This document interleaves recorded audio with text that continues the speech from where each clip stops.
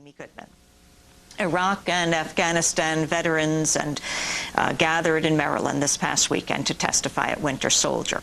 Organized by Iraq Veterans Against the War, the event was modeled after the historic 1971 Winter Soldier hearings held during the Vietnam War. Over the weekend, war veterans spoke of free fire zones, the shootings and beatings of innocent civilians, racism at the highest levels of the military, sexual harassment and assault within the military, and the torturing of prisoners. Although Winter Soldier was held just outside the nation's capital, it was almost entirely ignored by the American corporate media.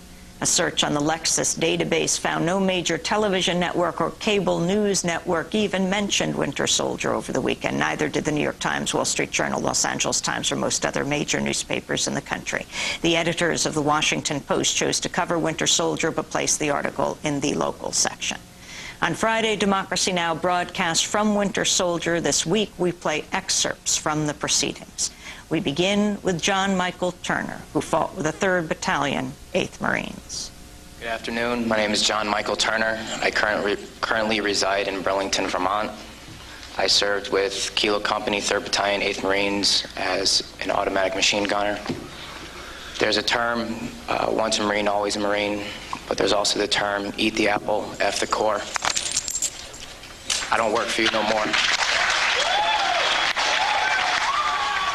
That was John Michael Turner stripping his medals and ribbons from his chest and throwing them into the audience to the applause of attendees at Winter Soldier. Turner then went on to describe some of his time in Iraq. On April 18th, 2006, I had my first confirmed kill. This man was innocent. I don't know his name. I called him the Fat Man. He was walking back to his house, and I shot him in front of his friend and his father. The first round didn't kill him after I had hit him up here in his neck area. And afterwards, he started screaming and looked right into my eyes. So I looked at my friend who I was on post with, and I said, well, I can't let that happen. So I took another shot and took him out. He was then carried away by the rest of his family. It took 7 people to carry his body away. We were all congratulated after we had our first kills, and that happened to have been mine. My company commander personally congratulated me, as he did everyone else in our company. This is the same individual who had stated that whoever gets their first kill by stabbing them to death will get a 4-day pass when we return from Iraq.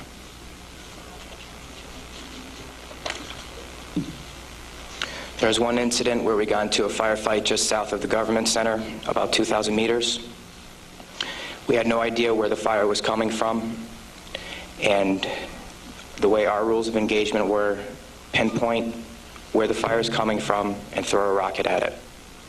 So with that being said, we still didn't know where the fire was coming from, and an 84 millimeter rocket was shot into a house. I do not know if there was anyone in it. We do not know if that's where the fire was coming from, but that's what was done. Please go to the next image.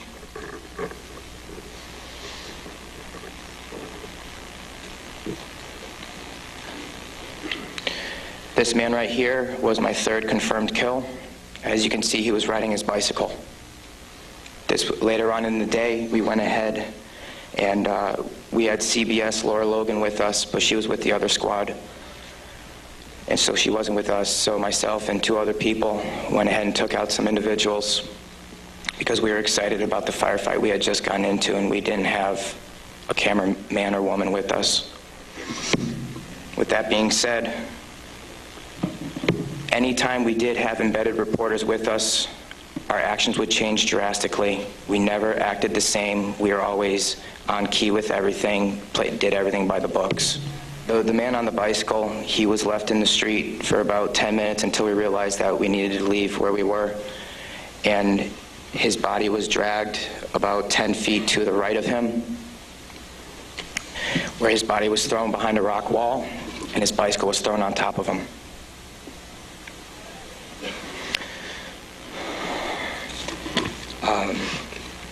House raids. Because we were a grunt battalion, we were responsible for going on several patrols. A lot of the raids and patrols we did were at the night, around 3 o'clock in the morning, around there. And what we would do is just kick in the doors and terrorize the families.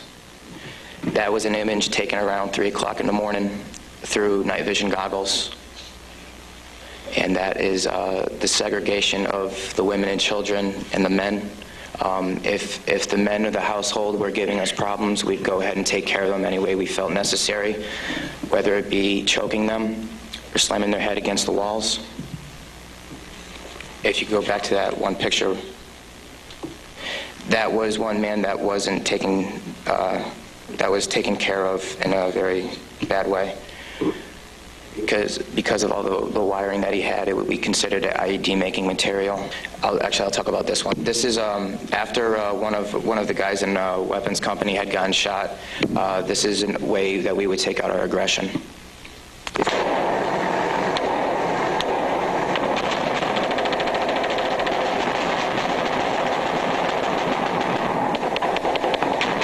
For those of you who don't know, it is illegal to shoot into a mosque unless you were taking fire from it. There was no fire that was taken from that mosque. It was shot into because we were angry. Can you please play the next video? With that being said, there's many more stories and incidents for me to talk about, although we don't have the time to. But this just goes to show you that that was the after effect of the tank round. This just goes to show you that everyone sitting up here has these stories, and there's been over 1 million troops that have gone in and out of Iraq. So the possibilities are endless. Next image, please. The reason I am doing this today is not only for myself and for the rest of society to hear, but it's for all those who can't be here to talk about the things that we went through, talk about the things that we did. Next image.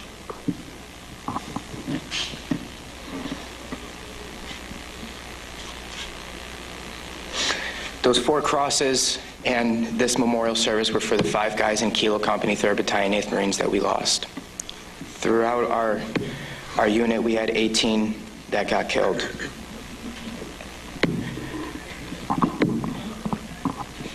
With that being said, that is my testimony. I just want to say that I am sorry for the hate and destruction that I've inflicted on innocent people, and I'm sorry for the hate and destruction that others have inflicted on innocent people. At one point, it was okay, but reality has shown that it's not, and that this is happening, and that until people hear about what is going on with this war, it will continue to happen and people will continue to die. I am sorry for the things that I did. I am no longer the monster that I once was. Thank you. Former Marine John Michael Turner fought with the 3rd Battalion, 8th Marines. The videos and photos the soldiers showed can be seen at our website, democracynow.org. This is Democracy Now! We'll be back in a minute.